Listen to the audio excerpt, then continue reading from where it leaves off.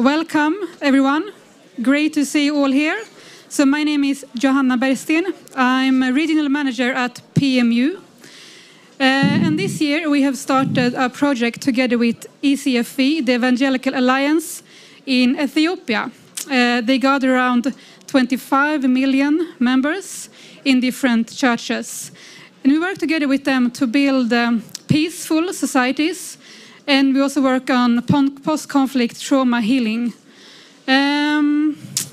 We work through the local communities where they are close, but we also work in different levels, on national and regional levels, to build capacity and to train and to work together. This comes from a need our church partners have seen the past years, that there's been growing ethnic and religious tensions in the country. And we address this through the local churches. We are all been happy to see the new Prime Minister in Ethiopia and the new government. But still, also because of this new political situation, the tensions are still growing. We believe that positive peace is for everyone, and that it's not possible to build a positive peace without gender equality. Peace and peaceful societies and gender equalities are the two main thematic areas of PMU. And we also think that faith matters to people in their lives, and that we as a civil society can work on this, and that we also need to continue to discuss and to have a dialogue, and that's why we're here today, to build on this. So, thank you. Thank you very much. Thank you. My name is Johanna Bastian. I work as the head of communication for PMU, and now I would like to introduce the panel. Here we have Emebet Getachew.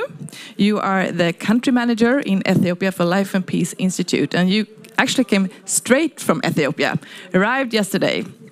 Warm welcome to you. Erik Lysén, head of development, cooperation, international work, ACT, Church of Sweden. Yes. We have Björn Hummerdal, political advisor for Peter Eriksson, Ministry for Foreign Affairs. And we have Johan Ripos, foreign correspondent, Swedish television, normally based in South Africa, but right now you're back home in Sweden. Yeah, warm welcome. And I would like to start with you, Emebet. As we heard, Prime Minister Abiy Ahmed has done more in Ethiopia than many leaders has done. He has a PhD in peace and security. Some people even describe him as Obama for Africa, or even Messiah. Do you agree? Great. First, hi everyone. Good morning. My name is Emebet. As been introduced, I'm the country manager for Life and Peace Institute based in Ethiopia. For some of you who don't know Life and Peace Institute, it's a Swedish-based organization, has experience in peacebuilding work for over 30 years. We work on or promote peacebuilding work in several countries like Kenya, DRC, Ethiopia, Somalia, Sudan, Horn of Africa, and Sweden as well. LPI promotes people-centered peacebuilding on conflict transformation programs, and also non-violent work in the countries that I mentioned earlier. So to come to your question, which is, I think, a bit controversial, the way I would like to address it is that to frame, Prime Minister Abiy Ahmed in the sense of Messiah for Africa, or the Obama of Africa, or maybe Ethiopia, I think is problematic by itself, because once you put an agency as a prime minister at the center, it means that all of the responsibilities are now shifting towards that person, and that it makes it very difficult to distinguish between the human agency and the structure or the institutions in general in Ethiopia. So,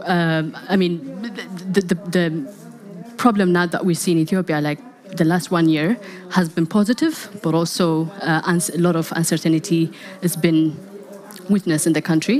And I think the very problem starts like with the Messiah, because Prime Minister Abiy himself is a very deeply religious person himself.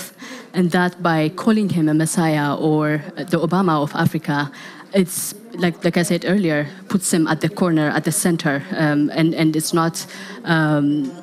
not helping the country in a way that needs a lot of change, a lot of structural revitalization. And so now people have given him the grace period, and now all you see in Ethiopia is that all the enthusiasm when he came to power is now quickly declining. That is because we related, strongly attached, the institution and Prime Minister Abiy as a person, as an individual. I mean, I would agree maybe with Obama, they may have common or similarities. When Obama came to power, he came up with the phrase, "Yes, we can." And with Abiy, he came with the concept or the philosophy of Meddemer, which is in Amharic, Meddemer is in English the coming together, the unity of people. And if we unite, we can progress, we can have positive effect in the country. That really mobilized a number of people from all across the country, gender lines, ethnic lines, identity lines, religious lines, and it galvanized a lot of support for him. But quickly, when that philosophy for some people doesn't work, they quickly lost appetite, and now there is expectation crisis in the country, because they thought Abiy as a messiah came to relieve all the tensions in the country. But now, as an individual, he cannot do many, because it has to be also transferred to different institutions and structures to manage the expectation, which I think is also not fair for him. Like the external view, the internal view is just matching together and making him, I think, it's costly in a way. So in my opinion, I think that comparison should be somehow detached from the persona itself. Yeah. Johan, what would you say is his biggest achievement so far?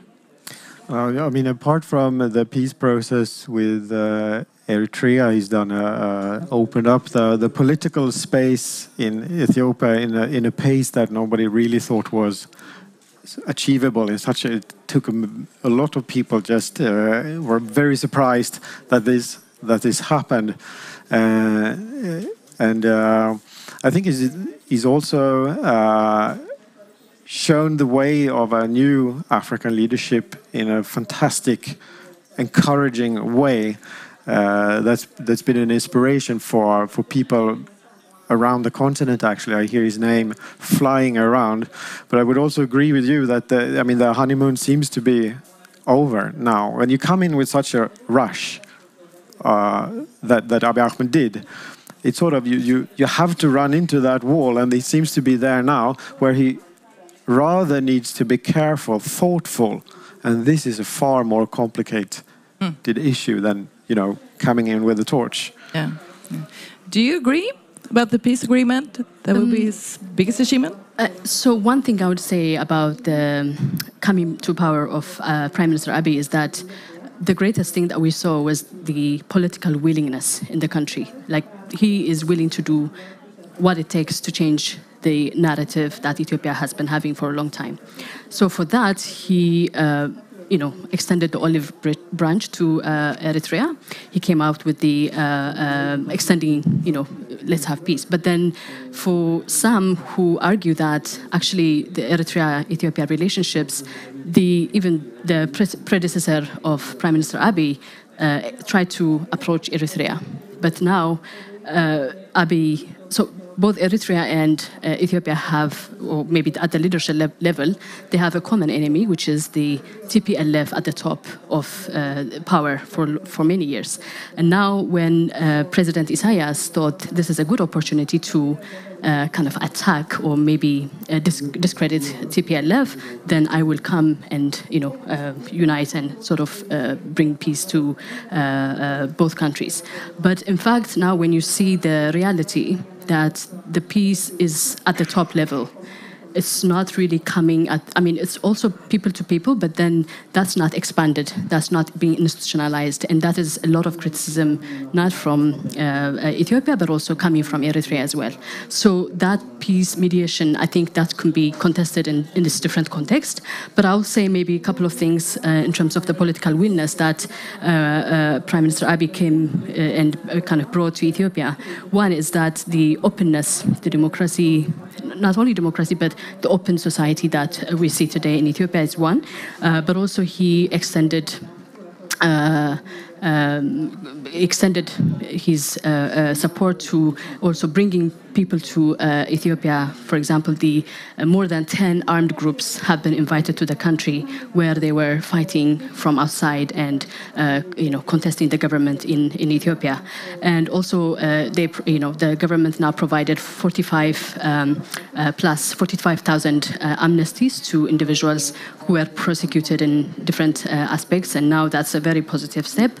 And I think generally you see open media, open engagement, but then the issues now, to what extent that freedom is affecting individual interpersonal relationships, and because some people want to use that to promote their own violence, or maybe some people may be regarded as violent entrepreneurs, they may use that as an advantage to attack one another, and that's actually a big issue that we see today in Ethiopia.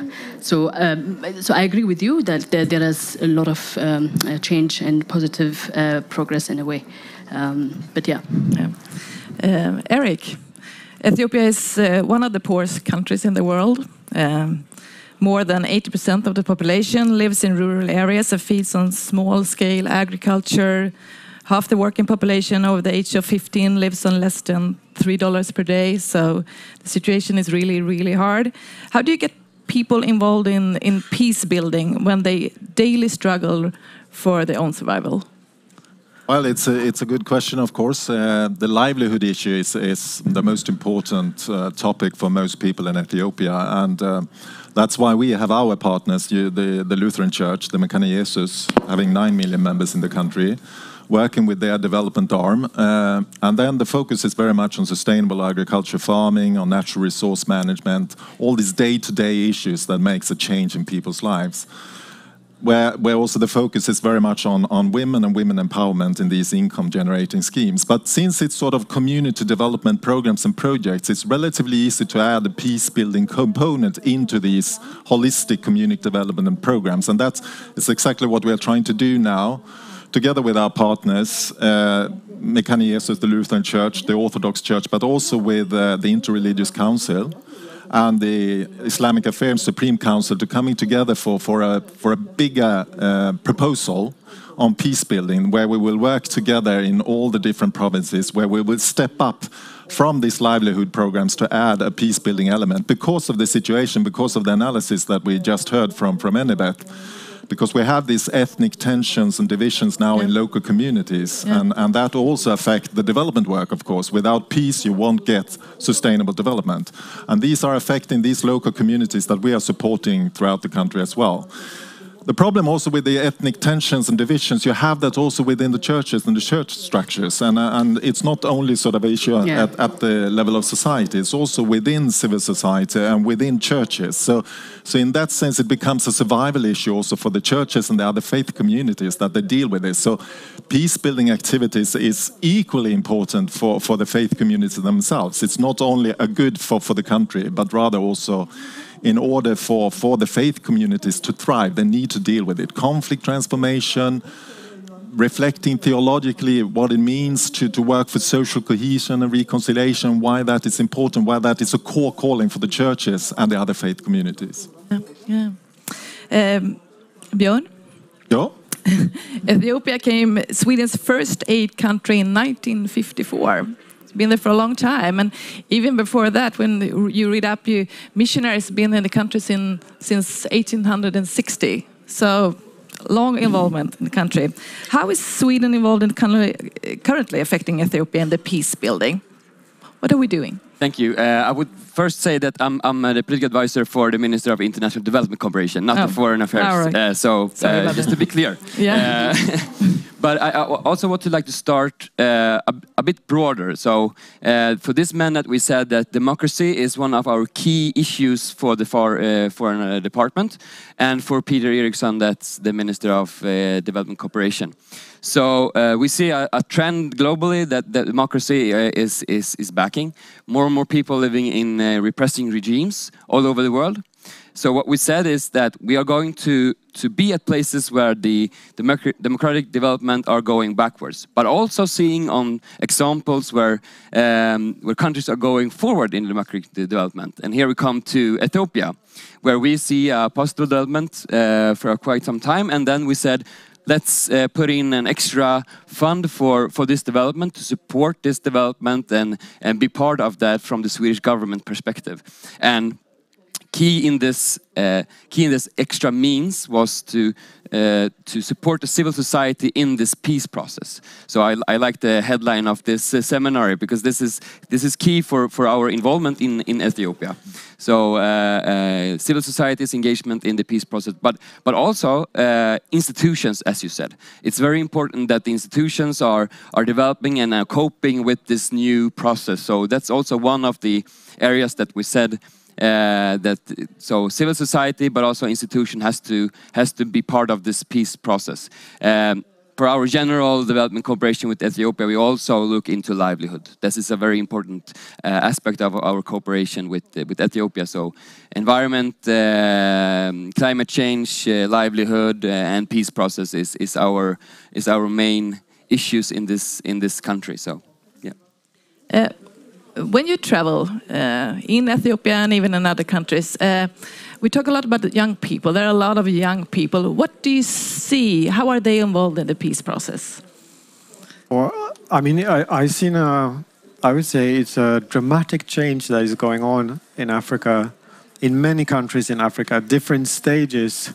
I mean, a good example, I think, is what we see in Sudan at the moment. Is not really comparable to Ethiopia, but a lot of you perhaps have seen this iconic image of Al-Asala, the female leader of the protest. And there's a picture of her standing in her white clothing. And the interesting thing about that picture, I thought, was, I mean, you could have seen that picture 20, 30 years ago as well. But then it would have been a Pulitzer Prize winning Reuters journalist that took the picture. But this time in the picture, you have hundreds of mobile phones taking this picture. So it goes out like this. And this is what I really felt just over these 7 years that I traveled Africa, the intercommunication, the new way of thinking in urban settings, this is. Then I think it's going to be a massive change, and it's already happening. Yeah. Björn? So, and I will agree that internet is key for development and for peace process and for mobilizing civil society. That's why it's also very worrisome that the internet has been shut down in Ethiopia for quite some time when this more negative development happened. So that's, I would say that the internet is an indicator on if they are felt pressed from the civil society, if they're shutting down the internet. So yeah, but you work a lot with young people. How do you do that? How do you get them involved in the process? Yeah, so for LPI, maybe before I come to the how question, why we targeted young people, especially in the university settings. Universities, as in many aspects, you know that they have students coming from different backgrounds, varied, life background, and also identities, religion. So all of them, it's a melting point where people come together and meet.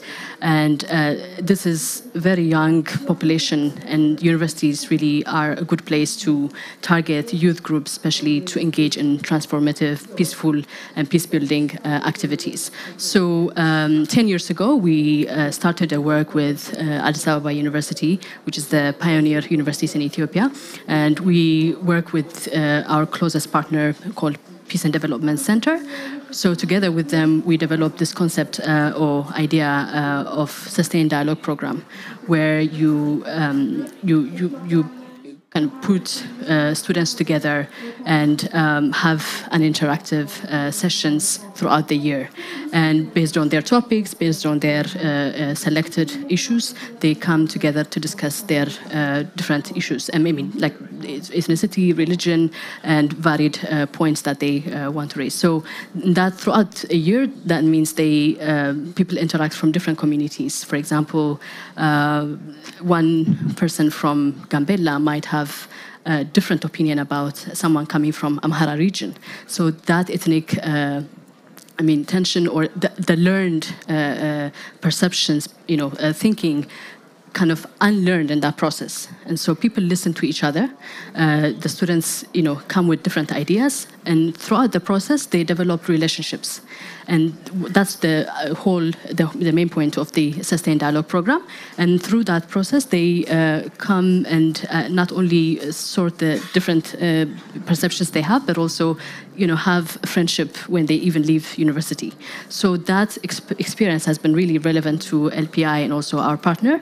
And from that moment on, we spread to 5 universities now in different geographical locations. So the reason why we chose universities, like I said, they have strong student community, and it's now 6,000 university students that we engage throughout universities, and in each university we target 600 students. So it's not sufficient for the community, for the university community, but at least those students who go through that process positively engage, and not only solving their differences, but some of them, especially the female students, they excel in their leadership skills, and they come out and always testify that this program has helped them to develop their leadership skills and qualities. So the Sustained Dialogue program is, I think, something that we really appreciate in terms of nonviolent means and conflict transformation. But how big is the difference between the urban setting and then you go out in the countryside? Maybe I address all of you among the young people, because you meet up at the university, but what happens out in the villages? I mean, it's a tough question. So, like the university communities, it's you meet them in one place. But when you go out of the university settings, I mean, you see students, not only students, but young people who are disengaged, who are most of the time unemployed. And I think that by itself is making a huge problem in Ethiopia at the moment, because currently every year there are 2 million people, students coming out of graduating from university, and most of them are jobless, sometimes, engage in even violent means to, get the needs. So some of them actually at the moment become violent entrepreneurs, like I said earlier, because the only way or the only option for them is to engage through shortcuts. And if you have shortcuts, then why would you engage in peaceful manner? So I'm not going to, it's not good to characterize them as violent, but some of them, for example, last year, we've seen this whole change coming because young people mobilized, young people needed change. They were resentful of the previous regime, but now they still in the leadership wanting some change. And I think the whole change has happened because youth mobilized and make their voices heard. So you can mobilize youth for positive things. At the same time, you can mobilize them for negative things. And rural areas, especially, those young people who cannot, work on farms or maybe in different activities, they become migrants to urban areas. And in urban areas, also there is a tension where these young people coming from outside and, engage in different activities where especially you have a lot of street kids at the moment in Ethiopia, in Addis especially. And that is an issue in and of itself. So maybe, both positive and negative. Laura. Eric? Perhaps just adding to what Emma said, I think what is problematic, often Ethiopia is highlighted as one of the African countries with the highest economic growth rates, which is true. It's been between 6 and 10% over the past 15 years. But again, the fruits of that have not been reaped by all the people, and not least in the countryside where they haven't seen a big difference. there are certain aspects of the economic policies that have been good for people in terms of social protection systems and social transfer schemes, cash transfer schemes that have been important. But generally, I think the perception among people, as referred to by our partners, is still that they are still waiting to see this progress, and therefore organizing themselves, trying to find local jobs. I mean, as you said, the jobless rate, 2 million young people coming to. This is not only a problem for Ethiopia, this is what we see all over Africa. So, I mean, youth employment at between 25-50% in some of these countries. So, of course, they are taken to the streets and they have to demonstrate for their rights. And we were talking about the need for creating democratic and accountable institutions, and also for fair economic and social policies. Because some of these have been very authoritarian in nature, these governments. So it's, in terms of opening up, it's not only about democratic reforms, it's about sort of pro-poor economic policies that have to be introduced where also young people can participate. And this is a big challenge today, also in terms of the development models that some of these authoritarian governments have opted for. Yeah. First, Johan, you want to add something? No, well, I think it's crucial is what we're talking about, urban, rural differences that you see it in so many. I mean, if we look at how ANC in South Africa, my home away from home, how they did in the last local elections, which is not the last national elections being held this year, but 2016, they lost all the major metropolitans. So, and I mean, change always starts in the cities. Always starts. I mean, it is the same. We have a difference here in Sweden as well with the, rural settings and urban settings. So I think it's, but I think it's encouraging to see a lot of these processes are not driven by burning ties and throwing rocks, but rather demand for institutional changes. They would have a patience for the things takes time and reasonable expectations on what we actually can achieve. So, I tend to always speak so broadly about Africa, but that has been my beat. I know. 53 countries. But you see this in many places, and I think it's really interesting. Yeah. Björn, you want to? But I agree that the democratic development have to be inclusive with the entire country. But to respond to the economic development, I would say that for us from the foreign department, we say that the democratic drive or offensive that we have now, we also talk about the democratic narrative. We have to talk about the democratic societies are giving positive effects on people's lives, and people are more healthy when they live in democracies. Yeah. But also when we were traveling in Tanzania and Mozambique for a few months ago and met with the presidents there, then we also said that yes, of course, economic development and investments from Sweden is important, but you have to have a democratic, stable institutions in order to function. So that's to talk about holistic way of this is very important, I think. Yeah. Can the church be an effective watchdog in the peace process? I think so, because faith communities are so important in Ethiopia. I mean, we know that everyone is religious, and the churches and the other faith communities, like the Muslim community, they are very influential in the local communities, and they're also able to mobilize support and take that to advocacy at the national level. So they've been influential, for instance, the Lutheran Church, and I think also some of the other faith actors in influencing the NGO law. The law for civil society, for instance, so that has in dialogue with the Prime Minister and the various departments. So in that sense, they've been relatively successful in their lobbying efforts for this opening. I think what they have focused on local development efforts, but since I mentioned that we are coming up with this project proposal, they feel the responsibility now as religious leaders, because of the tensions, that they have to come together, and it has to be intra-faith collaboration for peace building and for reconciliation.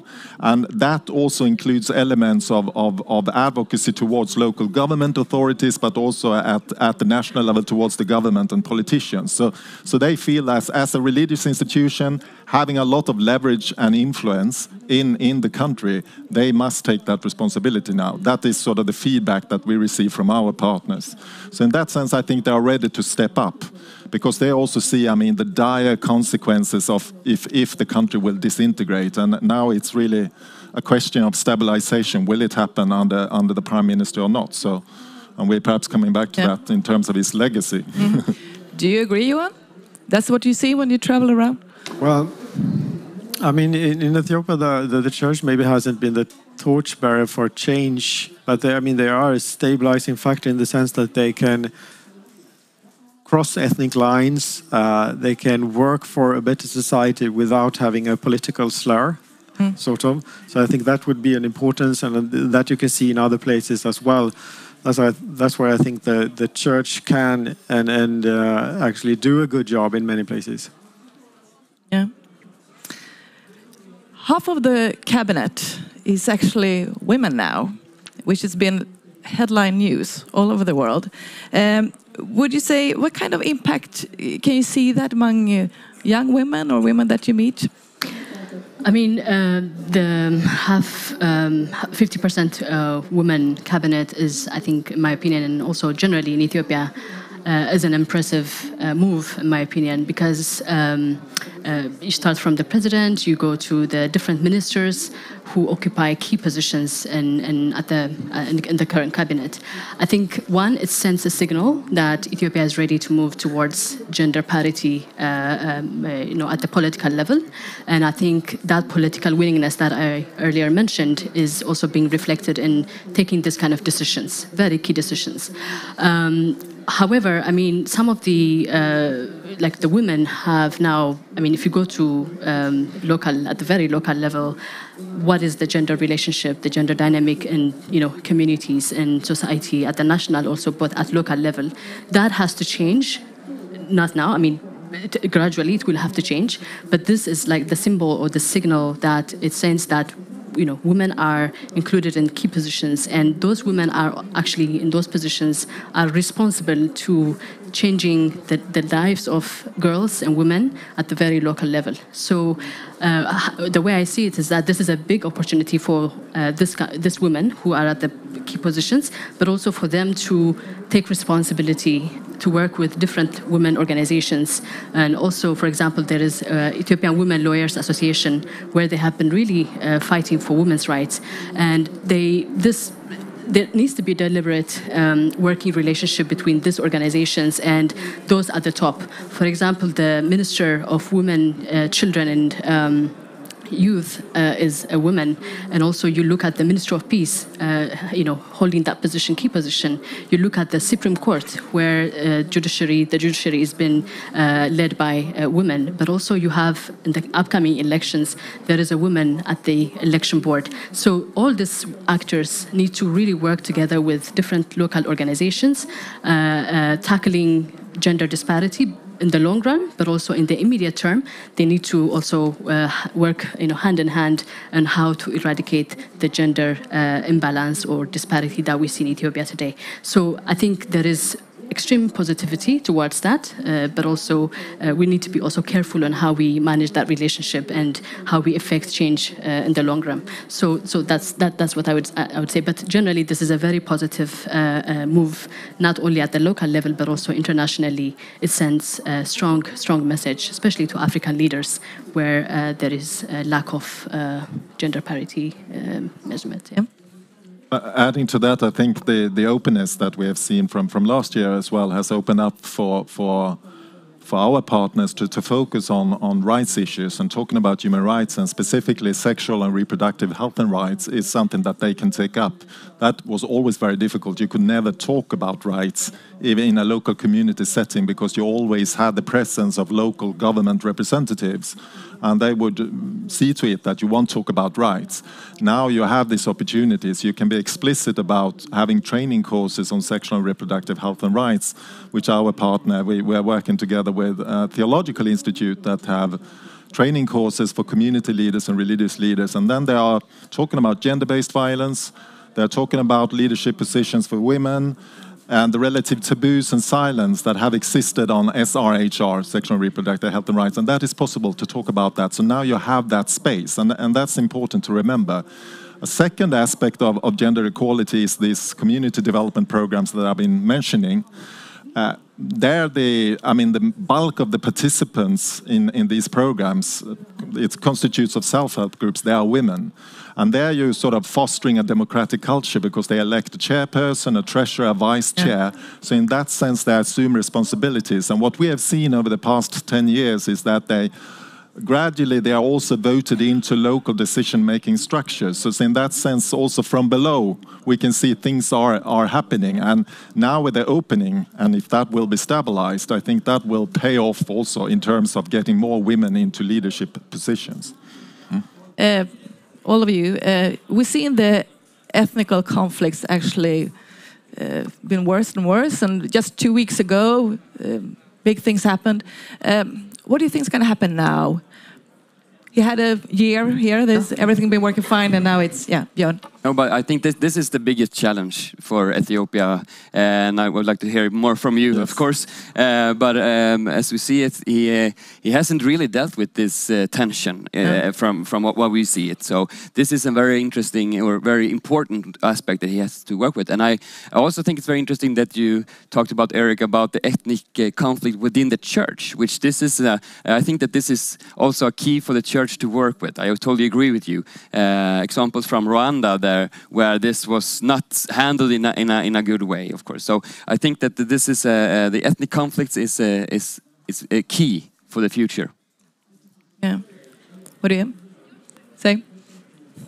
I think we've talked about it, so I'm also interested in Emebeth's analysis, because I mean, as we said, that is what we see. It's on the rise, ethnic, and I mentioned the need for the churches really to focus on that, and that's why we will have this peace-building program. It's also about the survival of the church and the church structures. So in that sense, it's key and crucial.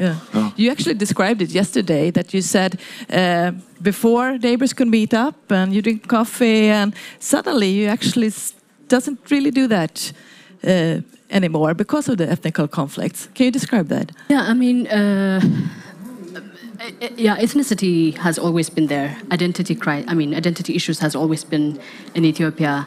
But really now that the expectation, like I said earlier, the expectation is on the rise. People are wanting to, their ethnicity to be represented and to be at the forefront. And I think there is a lot of political contestation at the moment.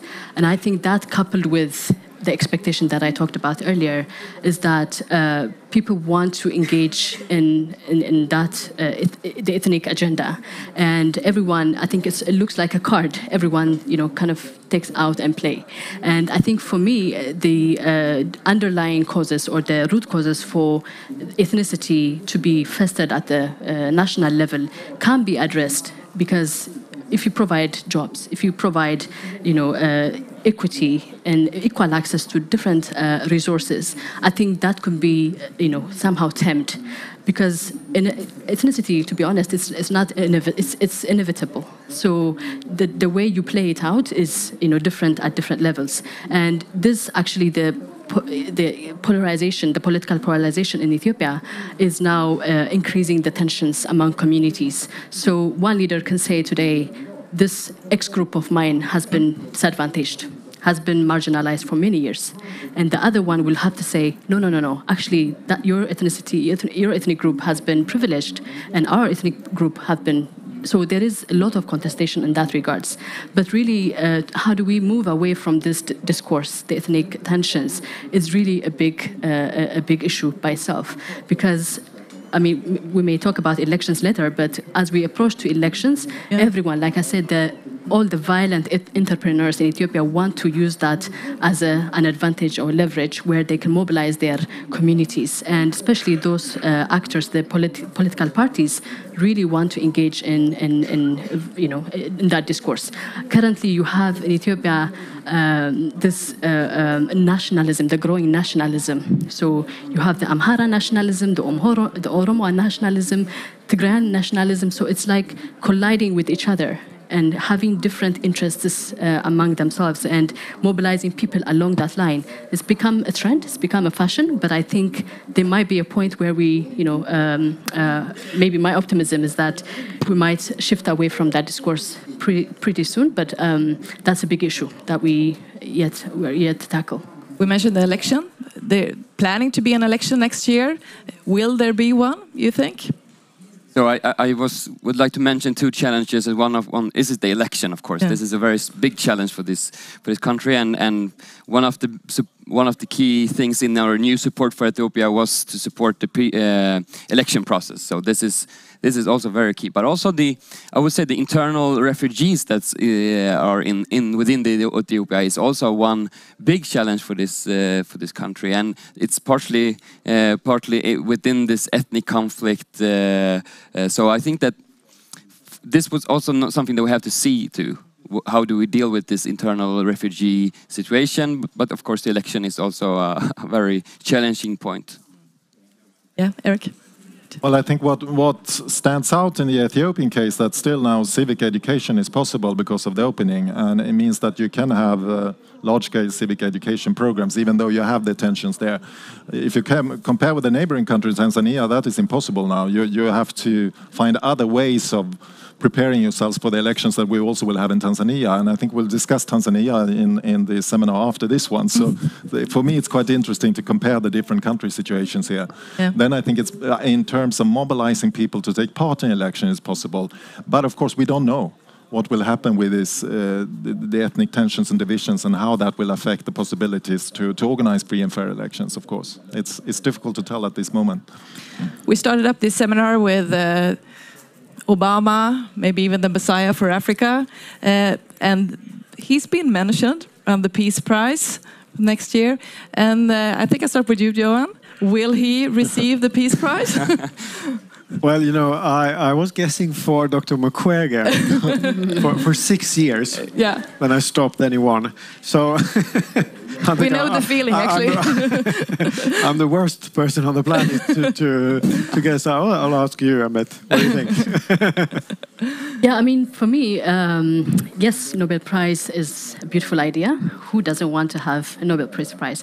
And for me, I think, again, what's the purpose of Nobel Peace Prize by itself, and what are the parameters for the committee to? Prime Minister Abiy has been nominated; he's among the 5 list. But what are the parameters when we select leaders? We look at just recent history where Aung San Suu Kyi has been nominated, won the Nobel Peace Prize, and later on, we've seen a lot of criticism on her on how she handled the Rohingya crisis there. So for me, I think the parameters has to be looked at not in a broader term, but also if we are nominating Prime Minister, if he indeed is going to be selected for that, but what we need to look at is, what are the intentions? Are we choosing him for what he contributed internally? Is it for Ethio-Eritrea relationships? Is it internationally or regionally for bringing stability, or maybe otherwise?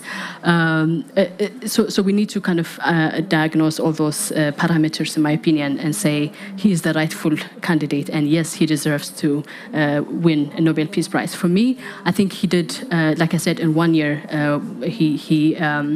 that political willingness that we saw in Ethiopia is one, but also we need to look at the track record of him coming, from because we have to give him credit also for taking or bringing back the country from collapsing, because before 2018, all the tensions have been festering and was a very difficult moment in Ethiopia. So when we look at the Nobel Peace Prize, I think we need to assess all the parameters that I described, and I wouldn't give you the right yes or no answer, but that should be the